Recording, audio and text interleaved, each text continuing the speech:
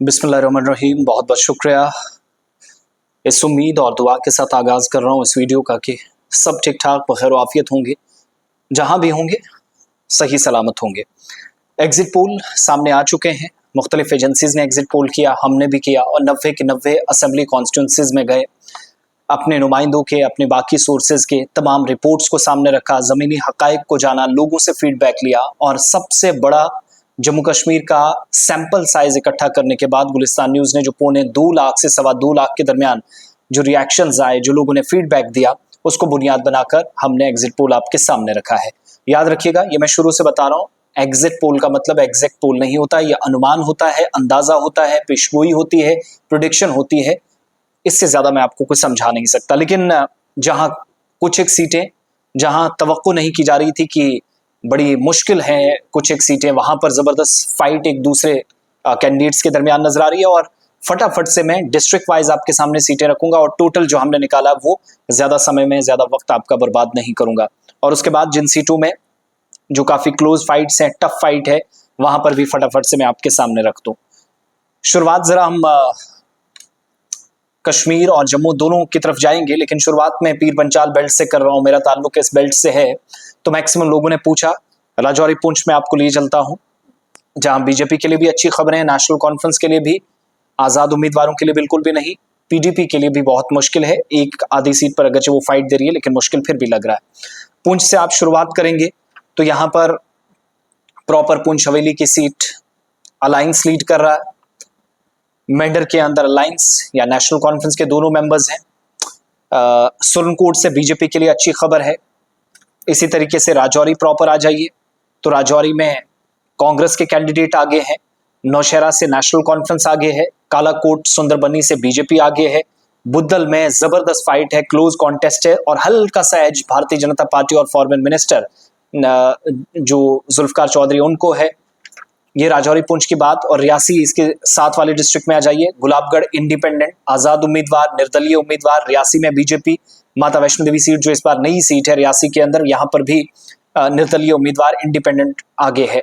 Udhampur east में BJP, Udhampur waste में BJP, east में इंडिपेंडेंट, चुनैनी में बीजेपी, रामनगर बीजेपी, कठुआ में बन्नी के अंदर इंडिपेंडेंट, बिलावर जहां पर डॉक्टर मोहनलाल जो आप सब जानते हैं काफी मजबूत कैंडिडेट माने जाते हैं और उसी हिसाब से हमने जो फीडबैक भी वहां से लिया अपने नुमाइंदों के जरिए, अपने रिपोर्टर्स या कॉरेस्पॉन्डेंट्स के जरिए।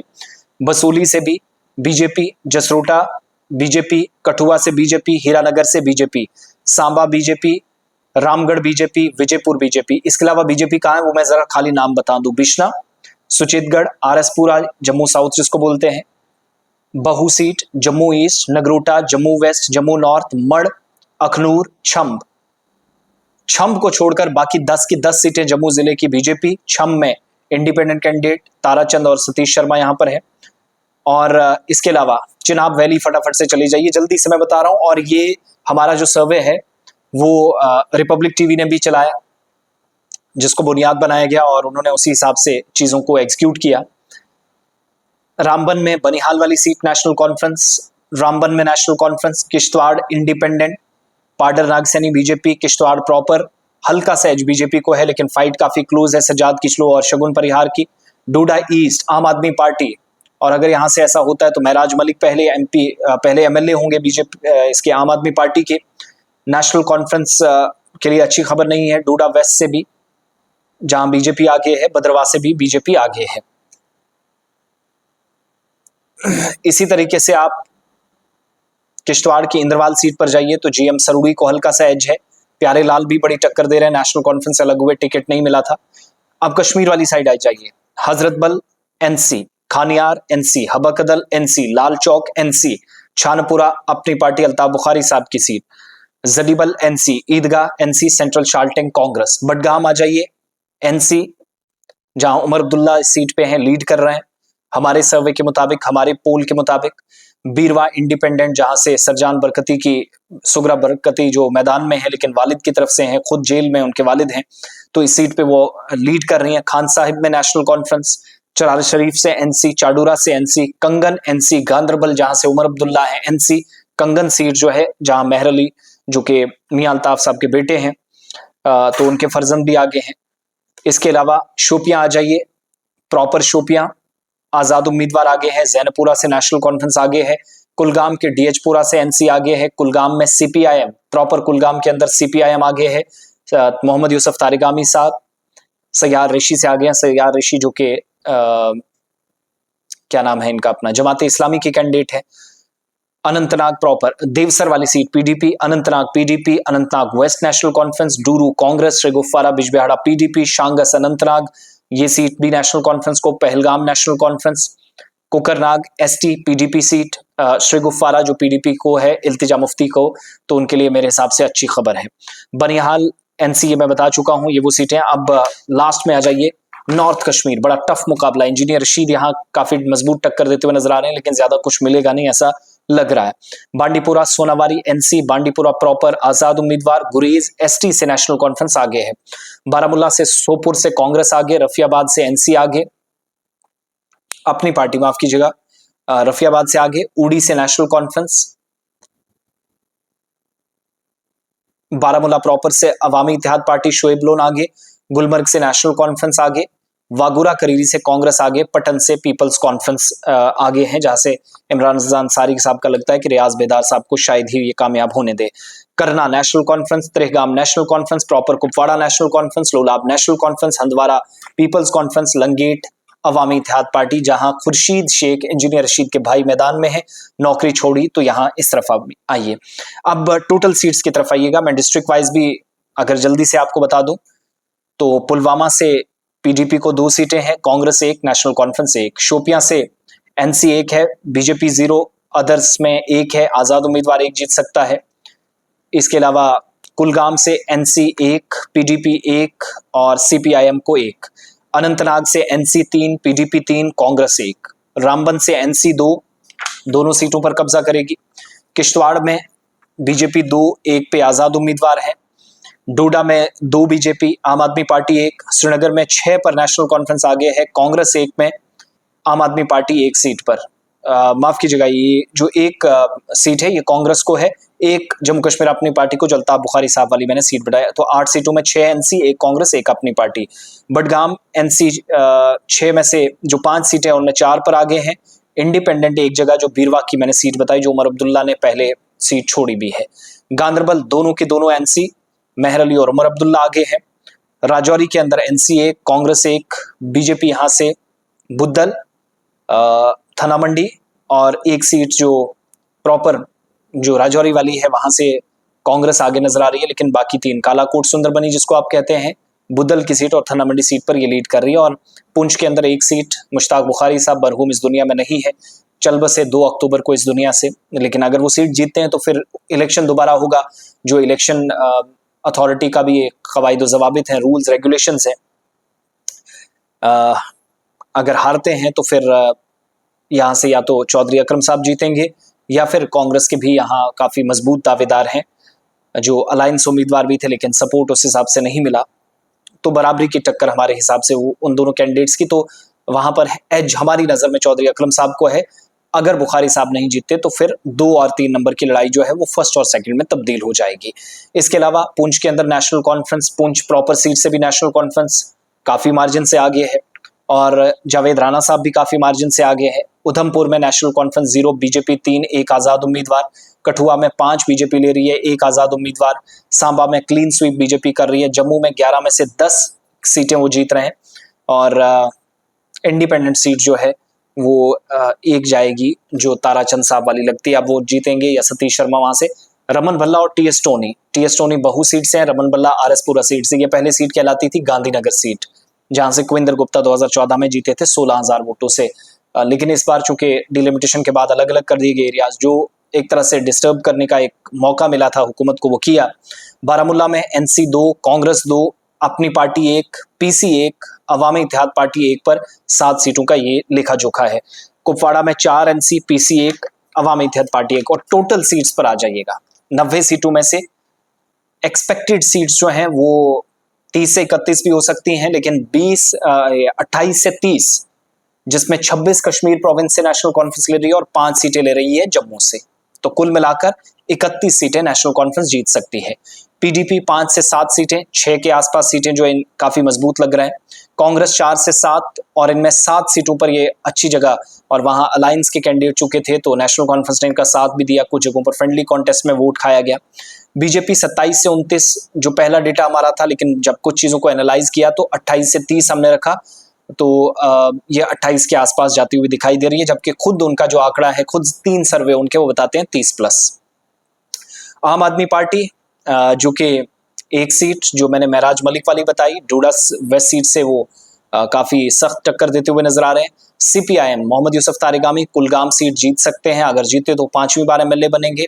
जेकेपीसी 1 से 2, सजाद गनी लोन खुद भी मैदान में है, हंदवाड़ा से भी, कुपवाड़ा से, हंदवाड़ा से ज्यादा चांसेस हैं, कुपवाड़ा से बड़े कम चांसेस हैं। वहां नेशनल कॉन्फ्रेंस और पीडीपी में बड़ी सख्त टक्कर लग रही है, लेकिन चूंकि हंदवाड़ा के इरफान पंडित पूरी लंगेट में उन्होंने काफी काम किए हैं बतौर डीडीसी चेयरपर्सन, तो वो भी एक उनको एज हल्का सा हमारी नजर में है।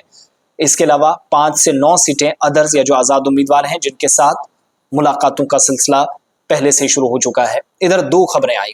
उमर अब्दुल्ला हिमाचल प्रदेश में थे, कुछ टॉप बीजेपी लीडर्स के साथ मुलाकात की, उनको कहा कि मुझे चीफ मिनिस्टर बना दो, लेकिन उन्होंने माना नहीं। ये र्यूमर्स हैं, अब अल्लाह जानता है ये सच्चाई कितनी है। ना ही नेशनल कॉन्फ्रेंस का इस पर कोई बयान, अगर वो चुप्पी इस तरीके से साधते हैं तो दैट मीन्स कुछ पक रहा है, पर्दे के पीछे कुछ हो रहा है। इसी तरीके से बीजेपी अपनी जगह, दिल्ली के अंदर 13 लीडर्स को कल बुलाया गया, उनको कहा गया कि आप बताइएगा कैसे सरकार बनाएं। आजाद उम्मीदवार जो जीत सकते हैं, जिनके चांसेस हैं, उन पर क्या आप दाव खेलेंगे, क्या उनको साथ लाया जा सकता है, ये एक बड़ा सवाल। बाकी लड़ाई सारी जो है वो उन 5 कैंडिडेट्स पर भी है जो नॉमिनेटेड मेंबर्स हैं, लेकिन लेजिस्लेचर कंप्लीट होगा जब हमारी असेंबली प्रॉपर बनेगी, तो रिजल्ट आने के 24 घंटों के बाद वजारत दाखिला या होम मिनिस्ट्री के पास ये कानून के मुताबिक इख्तियारात हैं कि उन 5 नॉमिनेटेड मेंबर्स, जिनमें 2 कश्मीरी पंडित हैं, एक वेस्ट पाकिस्तानी रिफ्यूजीज हैं, 2 फीमेल रिप्रेजेंटेटिव्स हैं, खवातीन हैं, महिलाएं हैं, तो वो 5 जो हैं वो जिस तरफ पलड़ा भारी होगा, और ज्यादा लग रहा है अगर बीजेपी ने थोड़ी सी ज्यादा सीटें ली तो जाहिर सी बात है उनको अपने साथ वो करेगी। फिर हो सकता है कि अपनी पार्टी भी 1-2 सीटें ले आए, उनके साथ चले जाएं। इंजीनियर रशीद जो दावा कर रहे हैं 7 से 8 सीटें, मगर हमें कुछ ऐसा लगा नहीं, तो ये सारे एनालिसिस हैं, हो सकता है बीजेपी इस तरफ जाए, मगर ओवरऑल फुल मेजोरिटी किसी को मिलती दिखाई नहीं दे रही है। लेकिन जब आप बाकी पोल ऑफ पोल्स देखेंगे, अमर उजाला का आप सर्वे देखेंगे, 36 के आसपास नेशनल कॉन्फ्रेंस को दे रही है। पीपल्स पल्स आप देखेंगे, 32 सीटें वो नेशनल कॉन्फ्रेंस को दे रही है। अलायंस को जो सीटें दी जा रही हैं वो 40+8, यानी 40 के आसपास सीटें इंडिया टुडे का जो सी वोटर है वो दे रहा है। चाणक्य भी इसी तरीके से 35 से 40 दे रहा है, और अलायंस यानी national conference plus BJP plus national conference. तो अब सरकार किसकी बनेगी, ये तजब्जुब और गैर यकीनी सूरत हाल है। कल का दिन है, इंतजार कीजिएगा। कल 7 तारीख को इत्मीनान के साथ तमाम तैयारियां कीजिएगा, और 8 तारीख को हम गुलिस्तान न्यूज़ पर दोबारा सारी डिटेल्स रखेंगे। तो ये वो सारी सीटें हैं जो मैंने खुलकर आपके सामने रखी हैं, जो हमारा ऑफिशियल डेटा है, जो गुलिस्तान न्यूज़ के जरिए आप तक पहुंच चुका है। लेकिन कुछ लोग पूछ रहे थे, तो सीट वाइज मैंने बता दिया, और डिस्ट्रिक्ट वाइज कहां पर कौन क्या कर रहा है। और आखिर में कि टफ फाइट कहां पर है, अनंतनाग में महबूब बेग और पीरजादा मोहम्मद सईद कांग्रेस और पीडीपी में, श्रीगुफवारा में इल्तिजा मुफ्ती और डॉक्टर बशीर वीरी, बनिहाल में सज्जाद शाहीन वकार रसूल वानी, फ्रेंडली कॉन्टेस्ट नाम दिया गया लेकिन काफी टफ फाइट है। बनिहाल में सज्जाद शाहीन, नेशनल कॉन्फ्रेंस के वकार रसूल वानी, चूंकि अगर यहाँ बात बनती तो शायद अलायंस हो जाता, मगर नहीं हुआ। किश्तवाड़ में शगुन परिहार ब्रदर्स की किलिंग हुई, उसके बाद एक इमोशनल वोट बैंक भी है, लेकिन मैटर करेगा कि मुस्लिम वोट बैंक अगर तकसीम हो गया पीडीपी और नेशनल कॉन्फ्रेंस में, तो फिर शगुन बड़ी आसानी से यहाँ पर बाजी मार जाएंगे। अगर वो जो 2 कैंडिडेट्स शेड्यूल कास्ट के वहां पर खड़े हुए हैं, जो अलग हो गए थे, बगावत का एक फैक्टर था, वो भी शगुन को नुकसान पहुंचा सकते हैं। सजाद किचलू को, मुझे जाती राय जो मेरी है, यहाँ हल्का सा एज है, लेकिन हमारा जो ऑफिशियल सर्वे है, जो हमारे नुमाइंदों के जरिए हम तक डिटेल्स पहुंची, उसमें हल्का सा एज 0.1% शगुन को, बिकॉज ऑफ वोट्स जो डिवाइड हो रहे हैं, क्योंकि वहां पर फिरदौस तक भी खड़े हैं पीडीपी से, और कुछ बीच में इंडिपेंडेंट कैंडिडेट्स भी इधर उधर वोट कर रहे हैं। सेंट्रल शालटेंग श्रीनगर, तारिक हमीद कर्रा कांग्रेस के सदर हैं, इरफान शाह जो पहले एमएलए रह चुके हैं, इस बार आजाद उम्मीदवार इनके सामने, और नेशनल कॉन्फ्रेंस के लीडर थे। बडगाम से आगा मुंतजिर हैं, उमर अब्दुल्ला के सामने क्लोज फाइट है। थन्ना मंडी में इकबाल मलिक हैं, कमर चौधरी पीडीपी के, इनके सामने जरूर ये कहा जा रहा है, लेकिन जब हमने डेटा को एनालाइज किया तो पता चला कि 370 के मामले पर सबसे ज्यादा किसी ने अगर दलाइल पेश की है, वकालत की, कोई नेशनल कॉन्फ्रेंस की तरफ से सबसे ज्यादा, वो अलग बात है कि पार्टी ने शायद उन पर भरोसा नहीं किया या कुछ और मामला थे, क्यों उनको मैंडेट नहीं मिला। एडवोकेट मुजफ्फर खान साहब मंजाकोट वाली साइड से काफी वोट इनने लिया है हमारी जानकारी के मुताबिक, और शबीर खान भी वहां से हैं। तो काफी क्लोज फाइट है बिटवीन इकबाल मलिक एंड मुजफ्फर खान। गुलाबगढ़ एजाज खान आजाद उम्मीदवार हैं, फॉर्मर मिनिस्टर हैं, एमएलए हैं, कांग्रेस के सीनियर लीडर थे। खुर्शीद अहमद नेशनल कॉन्फ्रेंस के इनके सामने हैं। बिलावर से डॉक्टर मोहनलाल कांग्रेस के, सतीश कुमार बीजेपी, हीरानगर से विजय कुमार बीजेपी और राकेश कुमार कांग्रेस के, रामगढ़ से देवेंद्र बनियाल हैं, और रामगढ़ से आजाद उम्मीदवारों का भी एक फैक्टर है, कांग्रेस उम्मीदवार भी हैं। यहाँ पर वेस्ट पाकिस्तानी रेफ्यूजीज वाला वोट है, वो मिला जुला रद्द-ए-अमल है, तो शायद हल्का सा एज यहाँ पर बीजेपी को जाता है, जिस हिसाब से यहाँ इकदाम किए गए। जम्मू साउथ, जिसको आरएसपुरा सीट भी कहते हैं, डॉक्टर नरेंद्र बीजेपी से और रमन भल्ला इनके सामने, तो हल्का सा एज डॉक्टर नरेंद्र को सरदार काफी इस पूरे बेल्ट में है, जो दोनों तरफ बटा हुआ है, लेकिन जानकारी के मुताबिक कि ज्यादा वोट यहाँ से नरेंद्र साहब को पड़ा है। बहू सीट से विक्रम रंधावा, फॉर्मर एमएलसी, और जब ये एमएलसी बने थे तब भी ये किस्मत के धनी माने जाते हैं। उस वक्त एक टॉस हुआ था, टाई कर गया था मुकाबला, तो टॉस हुआ था, टॉस ही जीत गए थे, उस बेस पर बने थे, लेकिन अपने मुतनाज़ा बयानों की वजह से काफी सुर्खियों में रहे। टीएस टोनी यहाँ पर मजबूत दावेदार हैं, सुचेतगढ़ वाली साइड से, आरएसपुरा से इनका ताल्लुक, और कांग्रेस के सीनियर लीडर, दिल्ली में ज्वाइनिंग की थी, उससे पहले आम आदमी पार्टी भी ज्वाइन कर चुकी थी, और डीडीसी मेंबर भी हैं। याद रखिएगा, एक बीजेपी के सीनियर रहनुमा से यहाँ पर जीते थे, तो वो इनका काफी असर भी है उस हिसाब से। मड़ सुरेंद्र बीजेपी से, मुलाराम है कांग्रेस से, बांडीपुरा उस्मान मजीद, निजामुद्दीन भट्ट, बारामूला से मुजफ्फर बेग, शोएब लोन, जबकि जावेद बेग साहब कह रहे हैं कि हम 40,000 वोट लेके आगे जाएंगे। बहरहाल ये दावे हैं, हकीकत कुछ और है जो हमने देखा। करना के अंदर जावेद मिर्चाल साहब नेशनल कॉन्फ्रेंस से और doctor Naseer Awan people's conference से। This is the overall situation what we are analyzing from the 90 assembly constituencies of Union Territory of Jammu and Kashmir, where elections held after 10 years, 2014 नवंबर दिसंबर के बाद यहाँ पर इलेक्शंस हुए। तो मिला जुला रद्द-ए-अमल इस पर जरूर, और कुछ लोग नाराज भी हो सकते हैं, कुछ खुश भी हो सकते हैं, मगर 8 तारीख का इंतजार कीजिएगा। ये एग्जिट पोल है, एग्जिट पोल नहीं, ये ओपिनियन बेस्ड है। सैंपल साइज हमारा 1.5 लाख से 2.25 लाख के दरमियान था, यानी जिन लोगों ने जवाब दिया था, हमने जो सवाल पूछे थे उसका भी रिएक्शन आया। क्यों वोट डाला जाना चाहिए, किन मुद्दों पर वोट डाला जाना चाहिए, 370 हटने के बाद क्या ये इलेक्शन जरूरी है, हुकूमत जो नई बनेगी उसके पास क्या होगा, लेफ्टिनेंट गवर्नर के पास ज्यादा पावर्स होंगे, उससे क्या बदलेगा, जम्मू कश्मीर के अंदर बेरोजगारी बड़ा मसला है, 370 बड़ा मसला है, बेकारी बड़ा मसला है, जम्मू कश्मीर के अंदर दरबार मूव बड़ा मसला है। ये सारे सवालात पूछे थे, जिनका जवाब एक एक करके आप तमाम लोगों ने दिया। दिल से शुक्रिया, सल्यूट और इजहार तशक्कुर उन लाखों लोगों का जिनने हम पर यकीन किया। अब ये एग्जिट पोल, इससे पहले हमने एक सर्वे किया था, जहां तक वो सर्वे है तो 95.4% हमारी जो एवरेज गई उसमें वो करेक्ट निकला। उसके वो जो 90 असेंबली कॉन्स्टिट्यूंसी से हमने किया था, लेकिन जैसे मॉडल कोड ऑफ कंडक्ट लगा थोड़ा सा सर्वे वो बाकी रह गया। अदरवाइज मुझे लगता है 3-4% और बेहतरी की तरफ हम जाते, near about we were touching 99%, इसके आसपास हम चले जाते। तो ये सारा डेटा है।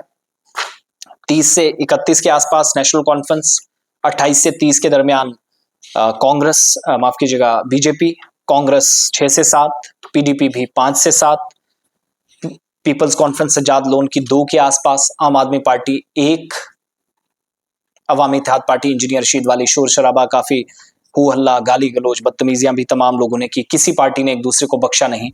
तो अवामी इत्तेहाद पार्टी भी इसमें पीछे नहीं थी। They are also getting 1 to 2 from my opinion, और गुलिस्तान न्यूज का जो ओपिनियन रहा। और जम्मू प्रोविंस से नेशनल कॉन्फ्रेंस 5 और उस तरफ से 26 हमारे सर्वे के मुताबिक, और बीजेपी यहीं से। दावा एक भी है, वो अभी रिजेक्ट कर रहे हैं हमारे एग्जिट पोल को, कि हम कमल खिलाएंगे और इस तरफ हम 40 सीटें लेंगे। अब अल्लाह जानता है वो कहां से लेंगे, 1 को 2 बना रहे हैं या कोई और सेटिंग कर रखी है, वो हम नहीं जानते। बहरहाल ये है कि ये वो ओपिनियन है जो गलत भी हो सकता है। Exit poll isn't always exit poll. मगर आप तमाम लोगों का बहुत बहुत शुक्रिया। मुझे आप इजाजत दीजिएगा, अपने अपने इलाकों में देखिए। मैंने क्या कहा रिपीट करके एक बार, अब आप सुन सकते हैं शुरू से। मैंने डिस्ट्रिक्ट वाइज इसलिए बता दिया ताकि कोई बार बार इस पर सवाल ना करे। तो ये सारी सिचुएशन है, एग्जिट पोल ओवरऑल रहा है। बाकी 8 तारीख से जरूर आपको इंशाल्लाह जिंदगी और सांसों ने वफा की तो मुलाकात फिर से होगी गुलिस्तान न्यूज पर।